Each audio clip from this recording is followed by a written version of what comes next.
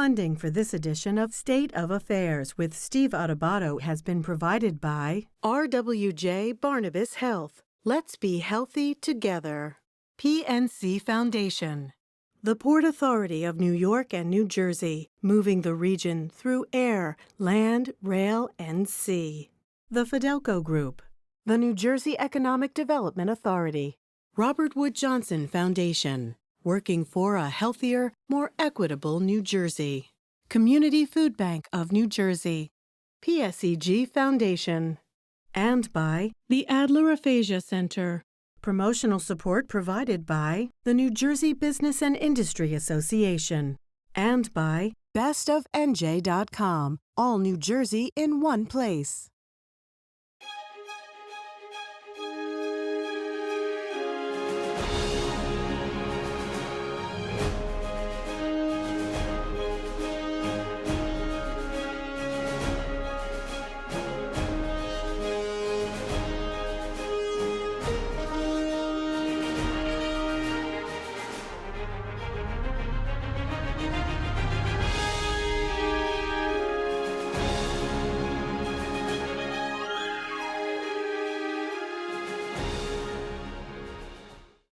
Hi, everyone. Steve Adubato. Welcome to a very special edition of State of Affairs right here on News 12 Plus. We're honored to be joined by Iveth Gonzales, who is bilingual community services specialist at the New Jersey Sharing Network, our longtime partners who work in the field of organ and tissue donation. Iveth, thank you so much for joining us. We appreciate it. Thank you, Steve. Let's set this up. People are about to see an interview with you and a couple of other segments that are not related to organ and tissue donation, but you lost your dad 47 years. He was 47 years of age. You shared that in the segment people are about to see. But why did you choose to come on the air with us and speak so eloquently and powerfully to the Hispanic community in particular about organ and tissue donation? Please, Iveth. Like I say, my goal is to at least impact the life of one person while sharing my story. I can resonate and also educate them that this is my story and that they can make such a meaningful impact on other people's lives.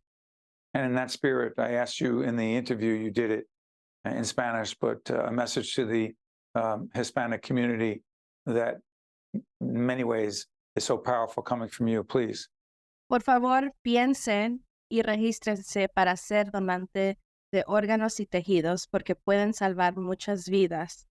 Necesitamos ayudar a nuestra propia gente y a mucha gente más. And you told everyone what? I told them to please think and register to become an organ and tissue donor because we can help people like ourselves, the Hispanic community, and also help other people. And the website for the Sharing Network was up throughout Iveth's introductory to this program. Iveth, wish you and your family all the best. You're doing important work. Thanks so much. Thank you, Steve. Thank you for having me. You got it. This is State of Affairs right here on News 12 Plus. Check it out. Hi, everyone. Steve Adubato. Listen, you're going to see a graphic right out of the box here. I've been thinking about this together with our terrific producers, and the graphic says this. And please do not think we're trying to be inflammatory or get you to think that it's worse than what it is. Decision 2024, democracy in danger. Steve Malanga, a senior fellow at Manhattan Institute, that's the graphic. Do you actually believe, because we were debating, do we put a question mark at the end, democracy in danger, or just say democracy in danger? Are we in danger? I think there are enough people who believe that it is a problem.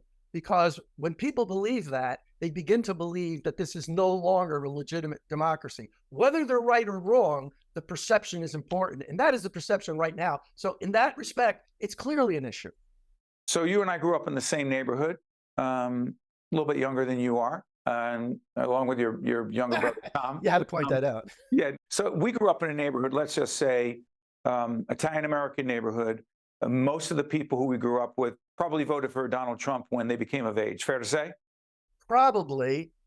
If that's true, however, I would remind you that ours was a blue-collar neighborhood. 100%. So I would say the vast majority of the adult men were not college graduates. They were tradesmen, and they're right. Agreed. So one of the things you just said is something that has flipped enormously in the last 10 to 15 years. How did the Republican Party become the party of blue collar Americans? Don't ask as a rhetorical question, Steve Malanga. Answer it. How? What did the Democrats do wrong? Well, it's interesting. I wrote a couple of pieces actually, when Chris Christie was running for re-election in New Jersey, about how his campaign had split the union movement in New Jersey. Public sector unions were adamantly opposed for him. The private sector trade unions loved him and endorsed him. This created a big to-do in New Jersey, but it also was, I think, a foreshadowing of something happening in larger respect. The private sector unions were saying, we can't afford the taxes, we can't afford the public sector that we have in the state, and we need a pro-growth agenda. I think the part of what happened is that the Democratic Party has moved left enough so that a lot of blue-collar people don't see a pro-growth agenda anymore in the Democratic Party, and they feel like they've been left behind. And there, of course, have been, the stories about them being called the deplorables and so forth. Yeah, Hillary's been called deplorable. But hold on, Steve. You're describing the Democratic Party. That's your perception. People can agree, disagree. But the, quote, Republican Party as it is today, wouldn't it be fair to say that if 3/4 of Republicans, if not more, regardless of how many times former President Donald Trump is criminally indicted, regardless of how much time he's going to spend in jail, in court, we don't know what's going to happen after that, and including January 6th, we're voting for him anyway. He's our guy. He's our party. You're trying to tell me that if the rule of law, you did a separate segment with us on shoplifting, rule of law matters. Does the rule of law even matter to most Republicans in the, quote, MAGA Trump movement today? Or, hey, listen, that's just an inconvenience. You tell me. Yeah, that's very interesting. What I would say is a lot of people, even within the Republican Party, are trying to explain this because there are alternatives in the Republican Party. One of the things, of course, that's gone on in the last 8 years is Republicans hold a lot of governorships, and some of them have been pretty successful. Why aren't MAGA people turning to them?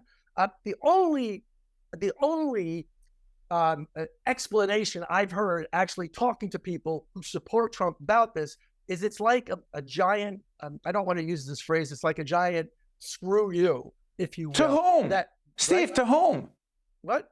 To the people who are doing things like, indicting Trump. They feel like, you don't indict a guy who's running for president, and essentially, this is part of the conspiracy that they feel is out there. But it is interesting because the Republican Party does have clear alternatives, people who've been governing and putting out policies, but they're not making any headway with this group. What's the attraction of Donald Trump? What's the attraction of Donald Trump? Well, that's by the way, to be clear, democracy in danger. Check out what former President Trump said about those who were engaged in the activities, the insurrection around January 6th, many of whom are in jail right now, who he said he would seriously consider, including the leader of the Proud Boys at the time, that he would pardon them if he were elected again. So explain to us, while I argue democracy is in danger, what the appeal is to Donald Trump, please, Steve. Yeah, I think the appeal is basically he's the one who, day after day on Twitter, when he was president, he would attack a position, like things that had nothing to do really even with running the country. He would attack other people on Twitter the way like a Twitter troll was. And there is a bizarre appeal because finally, after all these years, absolutely, mocking people, their weight, their appearance. A woman, I would never have sex with her. I couldn't be charged with that because she's not my type. No. Steve, what's the policy appeal? What's the ideological appeal? Because you're a policy guy. Trump's policies can be extremely inconsistent. Some of them are not what I would call conservative at all. Some of them don't follow from others. It's very difficult. We in our publications, we wrote a lot during the Trump years about his policies, right? And we talked a lot about his policies that just don't make sense. Tariffs, extreme tariffs, and but it's Steve, it's not about policy. It's about personality. It's clearly about personality. We'll do this for speaking of personality, policies, and whatever. We got a couple minutes left. President Biden, as we speak right now, And again, late September, we're doing this program, be seen later. We don't know what's going to happen. To what degree is democracy in danger because the large number of Americans, Democrats included, seriously question whether Joe Biden has the cognitive ability to be president again and be 86 at the end of his second term, please? Well, I mean, we see this in the polls. More and more Democrats are saying, and I'm reading every day, more and more Democrats are saying we need to find somebody else. I don't know about the issue of democracy being in danger. I think because we do have. Sorry for interrupting, Steve. The choice is Trump and Biden 2024. Is that more dangerous for the country? Mystifying is what I call it. How we got here, I have no idea how we actually got here. Again, I say this. You could list governors in both parties who've been governing and have a record and have policy records and very distinct policy records. This country has often looked to governors. Why? Particularly coming through the pandemic. Anyone who governed during the pandemic, right, has a clear record. You know what they stand for. Why are we where we are? I honestly cannot completely explain that.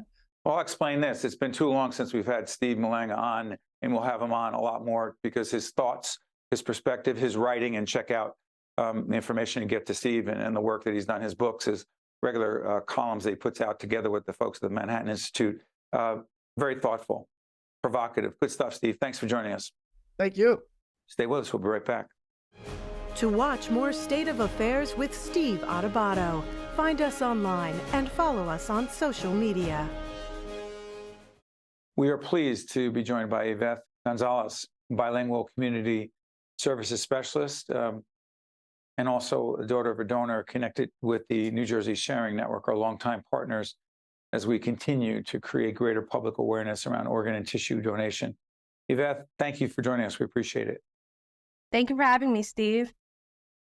Talk to us about the very personal connection you have to the organ and tissue donation universe, particularly, obviously, as it relates to your dad. Yeah, so a lot of people ask me what brought me to the Sharing Network, and I share with them that my dad brought me here. I grew up in a Peruvian immigrant household, a family of 4, and I am a first-generation college graduate. But last year, my life changed drastically. My father passed away, and he was diagnosed with idiopathic pulmonary fibrosis. He was a very active person. He played soccer. And if he was not playing soccer with his friends, he was actually playing football with my younger brother. He was 47 at the time, and this news changed our lives forever. He was in the hospital for 2 months, bedside, and then he did have to be emergency intubated, and which led him to go into the ICU for a couple of weeks. With this news and this devastation, he was in the ICU, and with the discussion of the healthcare team and nurses, my father's health was not making any meaningful recovery. And through this is where New Jersey Sharing Network came into our lives. They brought hope and light at the darkest time. They gave us an opportunity to give the gift of life through organ and tissue donation. And automatically for us, it was yes. My father was a selfless person. He would give the shirt off his back to anyone, and he became an organ donor. And through kidney donation, he was able to save 2 lives. And like I truly say, it's something painfully beautiful. Painful because I lost my father, but beautiful because he was able to save 2 lives and bring light and hope into their lives. Your dad, Victor, 47 years of age. And it's interesting how you said, Iveth, that I think you said very quickly or immediately you knew what the right thing to do was. But my understanding, and we've talked to folks in the Sharing Network about resistance, pushback, misconceptions, the need to educate. You told our producers that there was some pushback in your family. What exactly was the pushback, and how did you deal with it? So there was a lot of pushback from my father's side. So my father is the youngest out of 7. So everyone is older. And like I did say, I come from a really Peruvian traditional household. And they couldn't even believe the fact that, he was I would say, sick and also in the ICU. So they were waiting for a miracle to happen. But there is a lack of trust um, with the medical hospital staff and the Hispanic community through a long period of time. So with these news, we had to explain to them that he was not going to make meaningful recovery. And we had to sit down and we had to discuss. And my mother and I knew what the answer was for us. We knew he would make meaningful and give the gift of life through organ and tissue donation. Did you think that's what your dad would have wanted? Yes, I truly believe he was a very selfless person and a giving person. A lot of people knew him for his big contagious smile, and he would always give and help people the best way he could. Yeah. You know, and if I have this quote wrong, please help me. But I believe you told our producers that some of your dad's family members wanted him to go to heaven whole. No, that is correct. How did you respond to that? I had to respond in a way that I had to simplify everything. I had to make sure that they understood what this gift of life that my dad, gave. I had to simplify everything into terms that they understood. And especially, this is even the topic of death isn't really discussed in the Hispanic communities. So even the fact that he was in the hospital on a ventilator, it was just not processing. But we had to sit down and just simplify the term. How did you connect with the Sharing Network to start working there?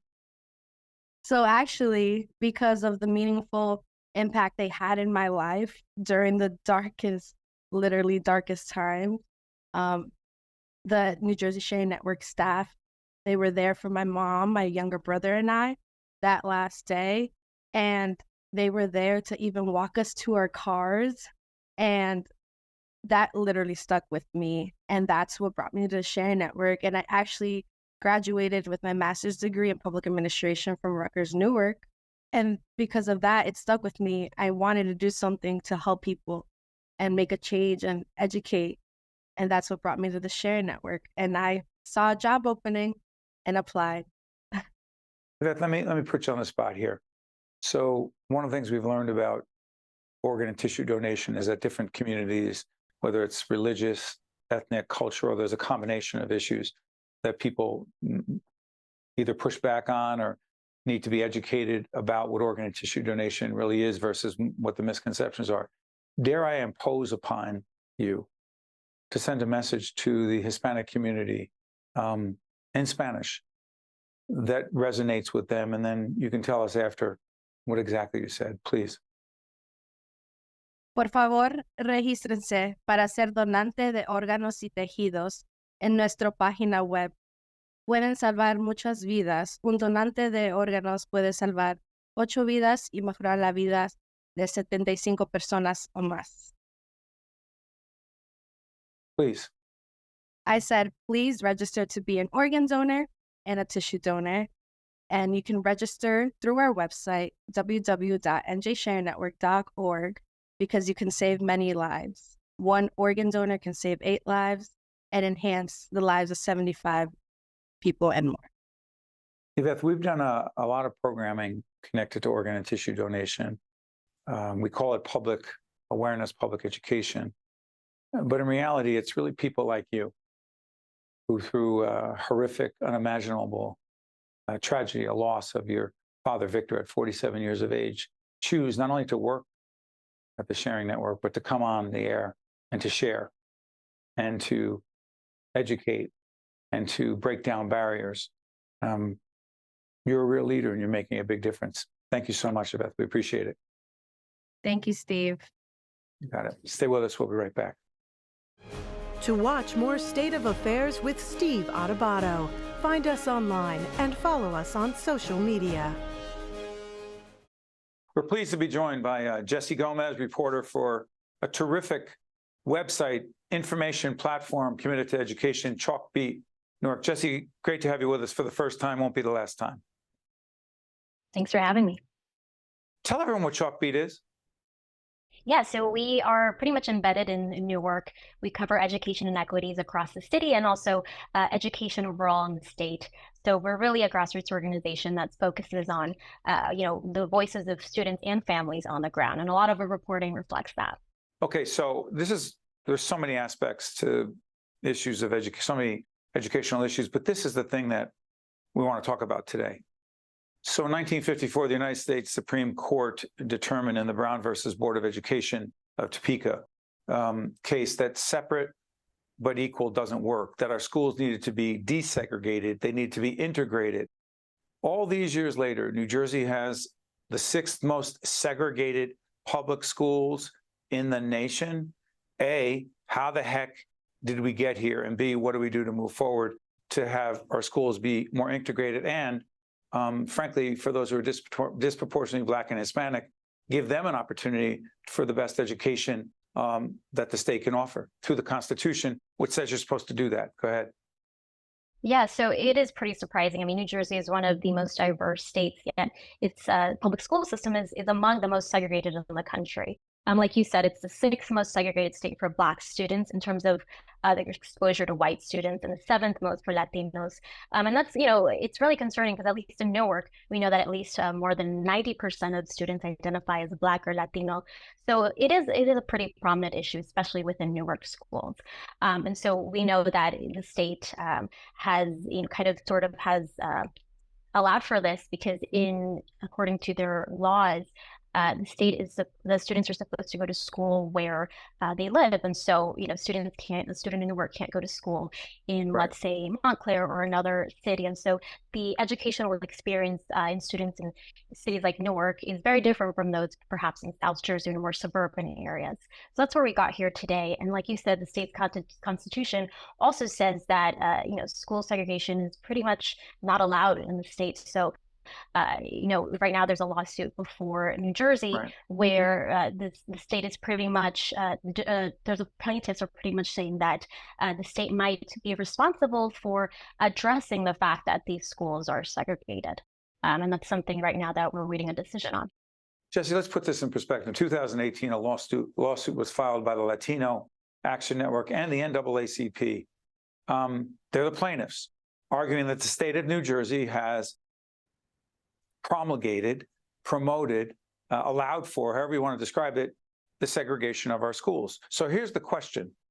Are we waiting for a court decision to tell the state leaders to do something, or are there efforts underway to have our schools become more integrated and less segregated, regardless of what the courts do, please?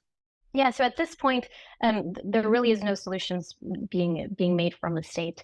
So like you said, this lawsuit was filed in 2018. We're still waiting a decision on that. But pretty much this lawsuit is arguing that the state is responsible for addressing the fact that schools across New Jersey are segregated.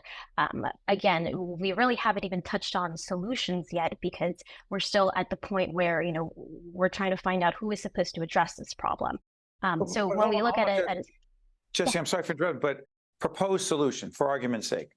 So I live in Montclair. Montclair, and I've said this in an earlier segment we did, have magnet schools. There's the 1960s and 70s, Montclair desegregated the schools to a large extent and used busing to do that. How about this? Montclair, Glen Ridge, neighboring town, disproportionately white, they merged the public schools so it's one school system. I'm not saying it's the solution, but wouldn't that integrate our schools more with white, Black, and Latino kids more likely to be in school together? Well, it's a possible solution. So right now, like I said earlier, under New Jersey law, students are supposed to go to school where they live. And so if you ask a city like Newark to, let's say desegregated schools, Newark can't do that. About roughly 8% of students are white in Newark schools, Newark public schools. So to say Newark could integrate their school district is sort of impossible. Now, there have been other solutions proposed by advocates, sort of along what you said, perhaps making county-wide school districts. Newark is in Essex County, and Essex County is pretty diverse in itself. So that might be a possible solution. But again, at this point in time, there hasn't been an official solution or solutions floated, by the state or state officials, because we're still at the point to find out who is going to address this issue. So no one's stepping up, and we're waiting for the courts. Let me shift gears if you can. The teacher shortage, how real is it, particularly in cities like Newark, please? Well, teachers, it's happening everywhere and across the country, and we see that especially in Newark. But I think that the larger problem here too is, in terms of segregation, is how diverse teachers are. So we did a deep dive on teacher demographic data in Newark, and we found that there's an unproportionate number of students of color to teachers of color. And so specifically, we know that white teachers make up a majority of the teaching staff at 1 in 5 district schools, and Black teachers make up the majority, a little bit more than 1 in 4 schools. But more strikingly, there is no school in the district, Newark Public Schools, that has a majority Latino teaching staff, even though roughly half of all public schools have a majority Latino students. So it is a problem when it comes to diversity among teachers. So it's one thing to fill classrooms with teachers, but it's another thing to be mindful of how to actually fill them and making sure that those teachers represent the student body. Well said. Jessie, let me follow up on this.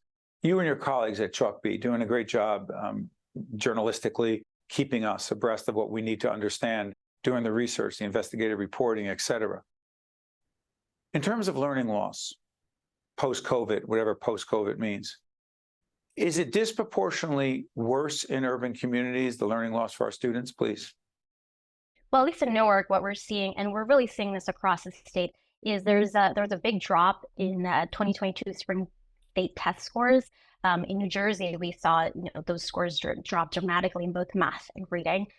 So in Newark, there is a very big push to make sure these kids get back up to speed.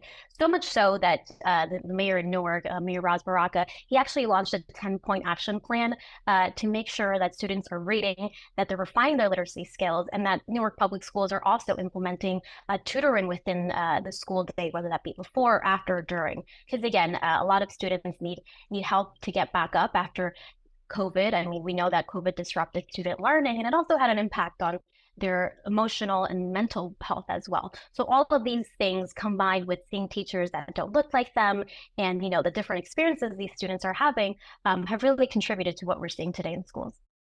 Been listening to and watching Jessie Gómez, reporter at Chalkbeat Newark. Their website has been up to find out more of the important work they're doing journalistically about education. Jessie, thank you for joining us. We appreciate it. Thank you. I'm Steve Adubato. That's Jessie Gómez. We'll see you next time. State of Affairs with Steve Adubato is a production of the Caucus Educational Corporation. Funding has been provided by RWJ Barnabas Health, PNC Foundation, the Port Authority of New York and New Jersey, the Fidelco Group, the New Jersey Economic Development Authority, Robert Wood Johnson Foundation, Community Food Bank of New Jersey, PSEG Foundation, and by the Adler Aphasia Center. Promotional support provided by the New Jersey Business and Industry Association and by bestofnj.com. So you are breaking up with me? Well, yeah. Please do not tell me it is the policy puffin. Actually, it's NJM. Wow. They don't even have a mascot. That's kind of the point. Ouch. Well, I am not paying for dinner. Well, I'm saving money with NJM, so that's fine. This year, upgrade to NJM and see how much you could save. Unbelievable. No jingles or mascots, just great insurance. NJM. Get a quote today. I'm very grateful that I'm still here. That's me and my donor when we went to celebrate our first anniversary. With a new kidney, I have strength. They gave me a new lease on life. I'm still going everywhere and exploring new places. Nobody thought I was going to be here. Nobody. And I look forward to getting older with my wife. That's possible now. We're transforming lives through innovative kidney treatments, living donor programs, and world-renowned care at 2 of New Jersey's premier hospitals. They gave me my normal life back. It's a blessing. RWJ Barnabas Health. Let's be healthy together. PSE&G is building the utility of the future. A future where people use less energy, and it's cleaner, safer, and delivered more reliably than ever. We are modernizing to lower emissions, support more renewables and electric vehicles, and reduce outages. And we are empowering our customers. At PSE&G, we are powering progress.